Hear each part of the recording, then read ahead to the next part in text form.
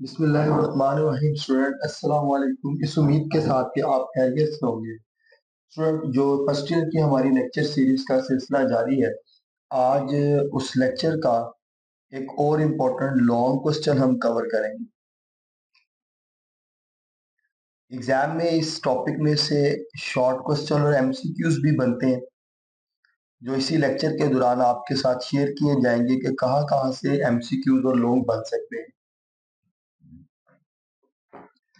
ये हमारा जो लास्ट लेक्चर नंबर 4 था, ये उससे रिलेटेड ही आगे एक टॉपिक है वेक्टर और क्रॉस प्रोडक्ट का। तो इसको थोड़ा सा यहाँ पर रिवाइज कर लेते हैं कि हम लोग प्रोडक्ट ऑफ वेक्टर्स का टॉपिक पढ़ रहे थे, और हमने कहा था कि वेक्टर के प्रोडक्ट को एक्सप्लेन करने के लिए दो बेसिक रूल हैं। एक को हमने नाम दिया था स्केलर प्रोडक्ट का, और दूसरा हमारे पास जो सा है वो वेक्टर प्रोडक्ट है, जो हमारा आज का बुनियादी टॉपिक है। देखिए स्टूडेंट, जब दो वेक्टर्स मल्टीप्लाई हो और रिजल्ट में एक वेक्टर क्वांटिटी आ जाए, तो हम ऐसे प्रोडक्ट को नाम देते हैं वेक्टर प्रोडक्ट।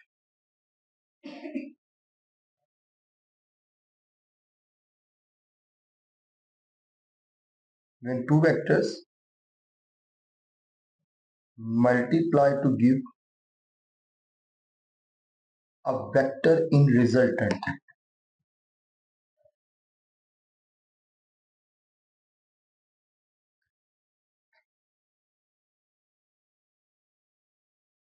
तो हम इसको नाम देंगे वेक्टर प्रोडक्ट का।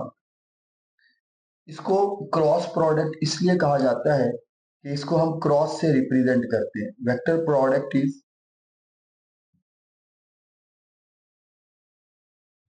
रिप्रेजेंटेड बाय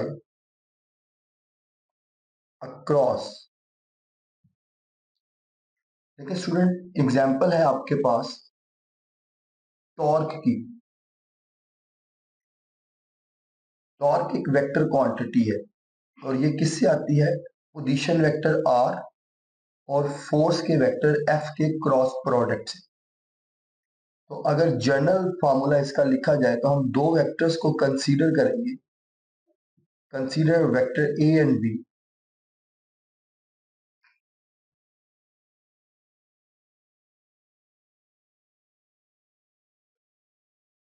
उस cross product is given as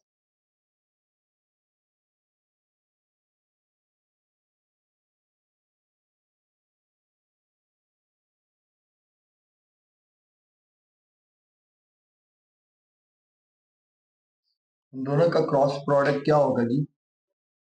vector A cross vector B किसके इक्वल आएंगे बेटा? ये ए बी साइन थीटा के इक्वल आते हैं, और बिकॉज ये एक मैग्नीट्यूड है, रिजल्ट में हमें वेक्टर मिलता है, तो लिहाजा हम आगे मार्क करते हैं एन कैप। एन कैप यहाँ पर यूनिट वेक्टर को रिप्रेजेंट करता है। एन वेक्टर किसको रिप्रेजेंट करता है जी? It is a unit vector जो कि हमें फाइनल वेक्टर की डायरेक्शन बताता है। इसकी अपनी तो डायरेक्शन जो सी है वो, अपनी मैग्नीट्यूड जो सी है वो क्या होती है? 1 होती है। और ये वेक्टर हमेशा याद रखिएगा,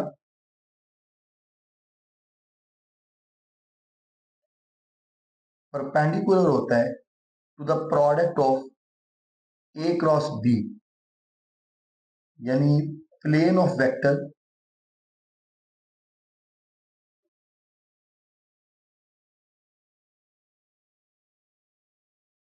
ए एंड बी के दरमियान में। जैसे आप कंसीडर करें, आपके पास दो वेक्टर्स हैं। एक वेक्टर मेरे पास है ए वेक्टर, इसको मैं नाम दे लेता हूं यहां पर, ये मेरा फर्स्ट वेक्टर है। और एक वेक्टर है मेरे पास बी वेक्टर, इसको मैं नाम देता हूं, ये मेरे पास मेरा सेकंड वेक्टर है। इन दोनों के दरमियान में जो एंगल है वो थीटा है। तो अगर मुझे ए क्रॉस बी मालूम करना है, तो स्टूडेंट याद रखिएगा, फॉर ए क्रॉस बी हम क्या करेंगे?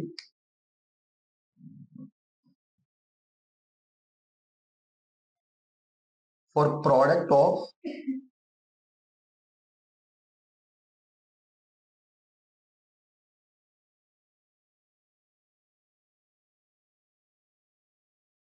vector A cross B,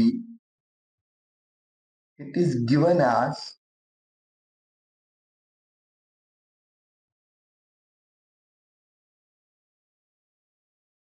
magnitude of vector A into B sin of theta, और साथ में यूनिट वेक्टर ऐड होता है n unit vector.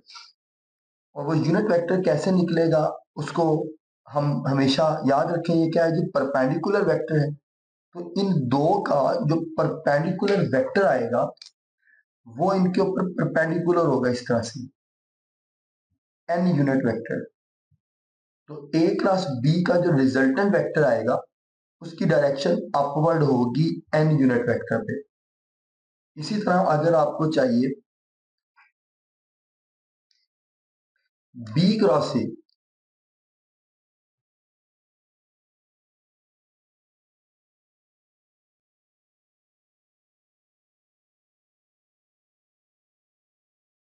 b cross a में b वेक्टर है into a sine of theta, और साथ में क्या आएगा, यूनिट वेक्टर n कैप आएगा। लेकिन देखें जब मैं b क्रॉस a करूंगा, ये मेरा वेक्टर a है और ये मेरे पास मेरा वेक्टर b है। जब मुझे वेक्टर b क्रॉस a करना है तो इसकी डायरेक्शन परपेंडिकुलर डाउनवर्ड लिखी जाएगी।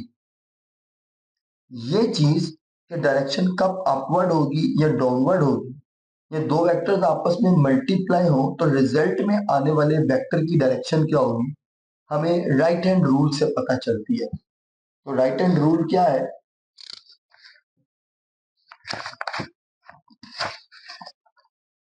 राइट हैंड रूल को हम डिफाइन करते हैं कि हम वेक्टर ए को स्टैंडर्ड मान के तो उसकी डायरेक्शन जो सी है वो बी की तरफ रोटेट करेंगे। ठीक है, क्या है जी, रोटेट द फर्स्ट वेक्टर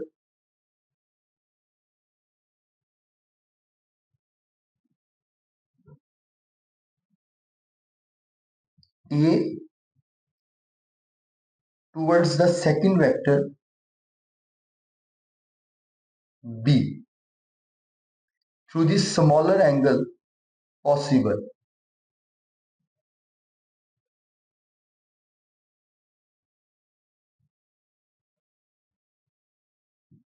मेरे पास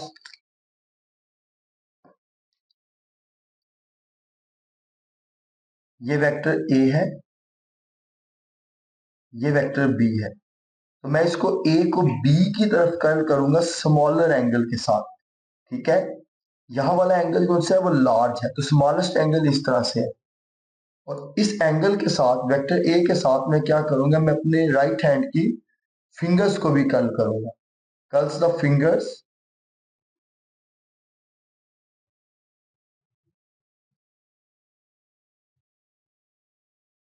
of right hand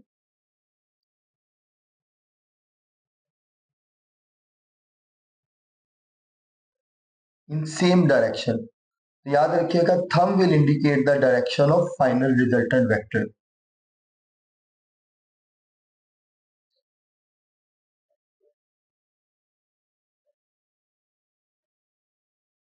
thumb will indicate the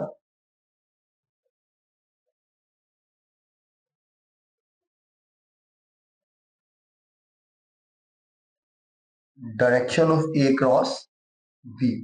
तो अब आप देखें, जब आप ए से बी की तरफ कर्ल करेंगे तो थंब अपवर्ड आता है, तो लिहाजा पेज के ऊपर जो मैंने डायरेक्शन मार्क की थी वो अपवर्ड डायरेक्शन में की थी और एन यूनिट वेक्टर था। लेकिन अगर मेरे पास ये बी क्रॉस ए आ जाए तो बी को ए की तरफ रोटेट करूंगा तो मेरा थंब डाउनवर्ड आता है। इस वजह से मैंने इससे पहले जो फिगर थी उसमें बी क्रॉस ए करते वक्त जो डायरेक्शन ड्रॉ की थी वो एन यूनिट वेक्टर की डाउनवर्ड की थी। तो ए क्रॉस बी की जो डायरेक्शन है वो हमें राइट हैंड रूल से पता चल जाती है। अब देखिए मैग्नीट्यूड में तो ए और बी का क्रॉस प्रोडक्ट इक्वल ही रहेगा, लेकिन चूंकि डायरेक्शन इनकी ऑपोजिट है, इस वजह से ये नॉन कमोटेटिव होंगे। तो हम यहाँ पे लिख सकते हैं कि cross product is non commutative. मुकम्मल बात अगर लिखें तो देखें, magnitude of A cross B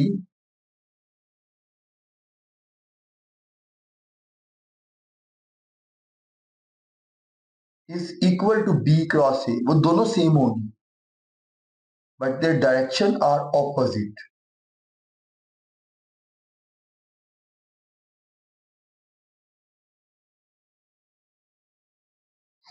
इनकी डायरेक्शन आपस में क्या है जी, एक दूसरे के ऑपोजिट है। So that A cross B can not be equal to B cross A. और यहीं से हम रिजल्ट निकालते हैं कि क्रॉस प्रोडक्ट जो है वो हमारे पास क्या है, नॉन कमोटेटिव है।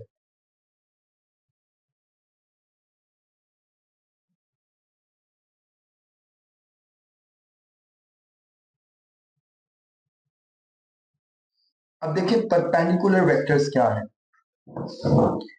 जब दो वेक्टर्स आपस में परपेंडिकुलर होंगे तो उनका क्रॉस प्रोडक्ट जो सा है वो मैक्सिमम आएगा।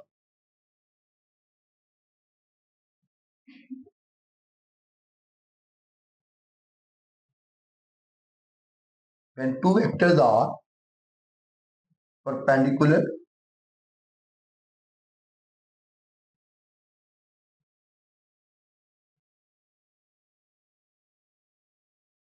their cross product is given as,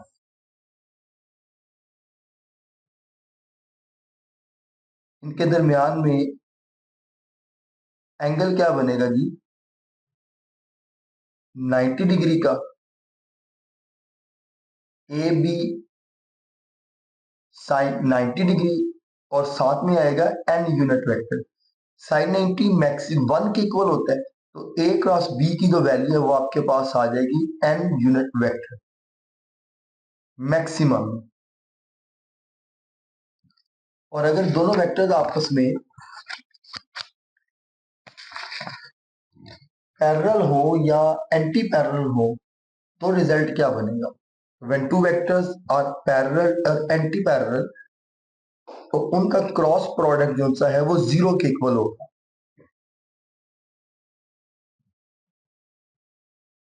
when two vectors are parallel और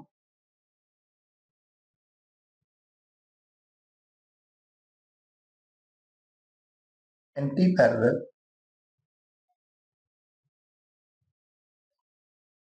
there cross product is zero. क्योंकि साइन जीरो भी जीरो होता है और साइन 180 डिग्री भी क्या होता है, जीरो होता है। तो A cross B is equal to A B sine zero, साथ में यूनिट वेक्टर लाजमी आएगा एंड डायरेक्शन। तो आप क्या लिखेंगे, A B zero N unit vector, और ए क्रॉस बी आपके पास किसके इक्वल आ जाएगा, जीरो के इक्वल आ जाएगा। इसी तरह 180 डिग्री भी जीरो होता है, तो A cross B is equal to A B sine 180 degree, साथ में यूनिट वेक्टर लाजमी लिखेंगे क्योंकि डायरेक्शन है। तो ए क्रॉस बी जो सा है वो आपके पास जीरो के ही इक्वल आएगा। इसी तरह बेटा याद रखिएगा, ए क्रॉस ए सेल्फ प्रोडक्ट भी जीरो के इक्वल होता है, क्योंकि सेल्फ प्रोडक्ट ए वेक्टर का डुप्लीकेट होगा, उसके दरमियान में जो एंगल है वो 0 डिग्री बन जाएगा, और 0 डिग्री एंगल बनने पे ए क्रॉस ए का आंसर भी क्या आएगा, जीरो आएगा। अब देखिए magnitude of A cross B से क्या मुराद है। अगर मेरे पास दो वेक्टर्स हैं ए और बी, मैं इन दोनों के प्लेन का एरिया निकालना चाहता हूं, यानी ये दो वेक्टर्स इस तरह से जिस प्लेन पर मौजूद है, इनके दरमियान में कौन सा रीजन है, ये सारा रीजन। तो ये देखें, ये शेप कौन सी बनती है इस रीजन की, इस रीजन की ये शेप बनती है पैरेललोग्राम की। इस वजह से मैं लिखता हूं कि magnitude of A cross B जो होती है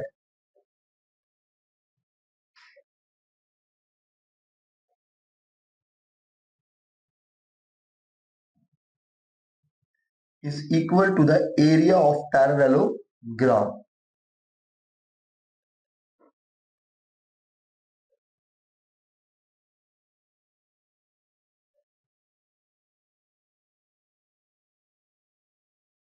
और ये पैरेललोग्राम के बारे में याद रखिएगा, ये बनती ए क्रॉस बी की वजह से है, फॉर्म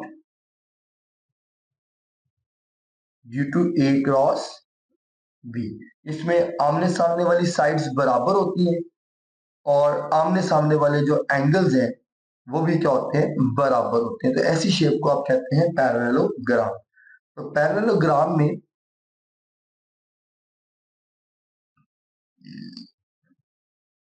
जो प्लेन का एरिया है वो ए क्रॉस बी के इक्वल आएगा। इसमें लास्ट में कुछ एग्जांपल्स हैं। एक एग्जांपल टॉर्क की मैंने आपको दी थी और एक और एग्जांपल यहाँ हमारी बुक में लिखी हुई है, और वो एग्जांपल है F is equal to Q into V cross B. तो ये भी आपके पास जो सा है वो क्रॉस प्रोडक्ट की एक एग्जांपल है। ये एग्जांपल आगे चल के, ये टॉपिक आप जो सा है वो अपने नेक्स्ट चैप्टर्स के अंदर पढ़ेंगे, इलेक्ट्रोस्टैटिक करंट, इलेक्ट्रिसिटी, इलेक्ट्रोमैग्नेटिज्म के चैप्टर्स के अंदर। तो स्टूडेंट, आज का ये लेक्चर जो सा है वो हमारा यहाँ पर कंप्लीट होता है। नेक्स्ट लेक्चर जो सा है वो हमारा इक्वेशन ऑफ मोशंस के ऊपर होगा। तो आज के इस लेक्चर को यहाँ पे क्लोज करते हैं और इंशाल्लाह मिलते हैं अब आपसे हम अपने नेक्स्ट लेक्चर के अंदर, जो कि इक्वेशन ऑफ मोशन होगा।